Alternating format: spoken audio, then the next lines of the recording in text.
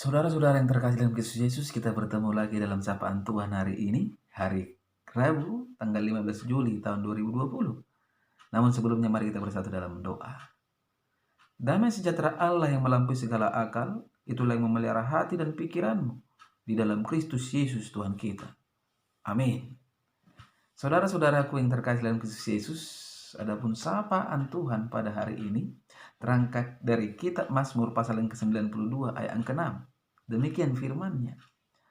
Betapa besarnya pekerjaan-pekerjaanmu ya Tuhan, dan sangat dalamnya rancangan-rancanganmu. Sampai sejatuh firman Tuhan.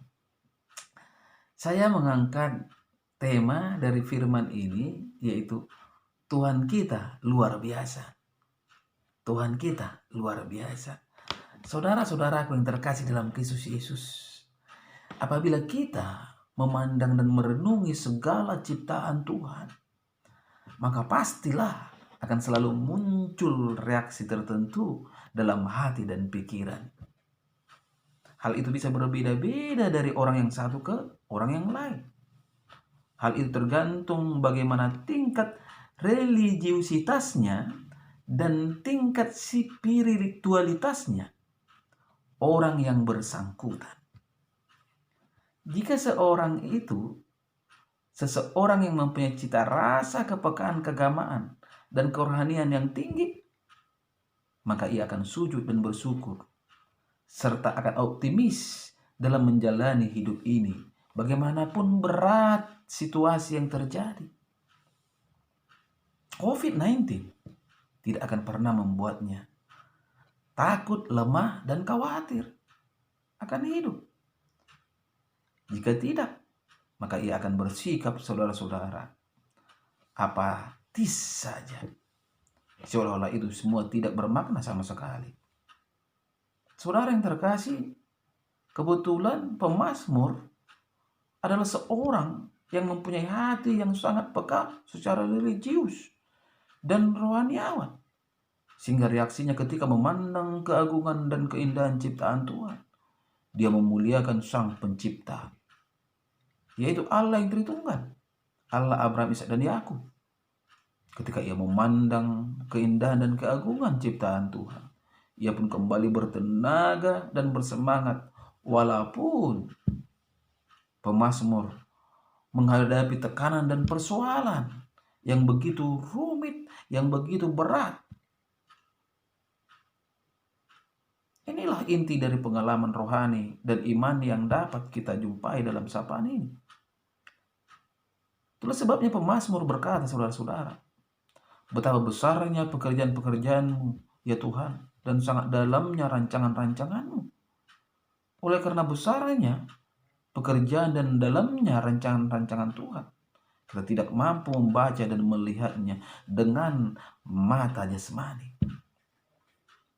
Tetapi satu yang pasti, rancangan Tuhan buat kita adalah rancangan damai sejahtera dan bukan rancangan kecelakaan, untuk memberi kita hari depan yang penuh harapan.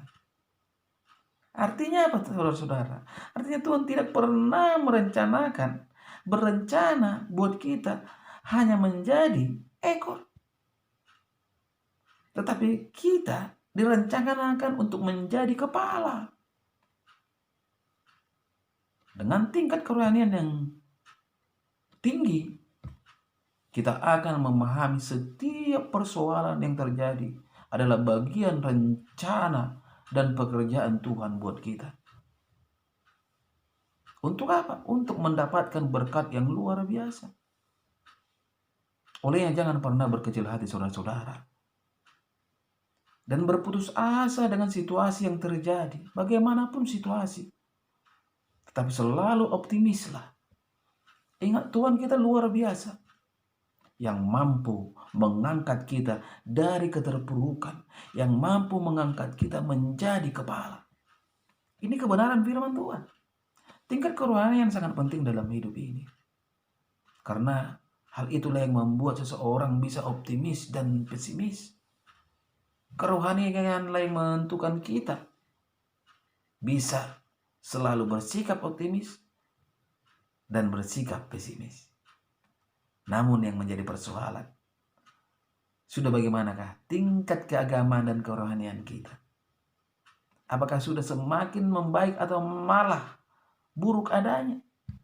Ingat, mengapa pemazmur, mengapa Daud, mengapa Salomo ketika berhadapan dengan persoalan dan permasalahan selalu optimis? Karena tingkat kerohanian mereka, karena tingkat religiusitas mereka tidak lagi biasa-biasa. Saudaraku yang terkasih dalam Kristus Yesus, untuk itu kebenaran firman Tuhan saat ini mengajak kita, mari tingkatkan religiusitas kita dan spiritualitas kita. Di sana nanti kita akan melihat bagaimana karya Tuhan sangat besar untuk hidup kita menjadi hal yang luar biasa. Dan melihat setiap persoalan menjadi bagian pekerjaan Tuhan yang begitu besar untuk menempah dan membuat kita menjadi pribadi yang besar dan luar biasa. Amin. Kita bersatu dalam doa. Terima kasih Tuhan Yesus yang baik atas kebenaran dari firman-Mu pada saat ini. Engkau menyapa kami Tuhan, bahwa Engkau mempunyai pekerjaan-pekerjaan yang luar biasa, besar, dan rancangan-rancangan yang begitu dalam buat kami, yang kami tidak bisa baca, namun yang pasti rancangan-Mu adalah rancangan damai sejahtera buat kami. Tuhan Yesus yang baik, biarlah melalui kebenaran firman-Mu ini, dimanapun anak-anak-Mu berada pada saat ini, ketika mendengarkan firman ini, ketika mendengarkan sapaan ini melalui media YouTube ini, izinkan Tuhan mereka terberkati, sehingga yang lemah dikuatkan, yang sakit disembuhkan, yang ada permasalahan mendapatkan jalan keluar, karena ada sikap yang optimis. Dengan Tuhan kami bisa. Terima kasih ya Tuhan Yesus atas sapaan-Mu. Biarlah kebenaran firman ini menjadi rema dalam hidup kami. Dalam nama Kristus Yesus kami berdoa dan mengucap syukur. Amin. Salam buat kita semua.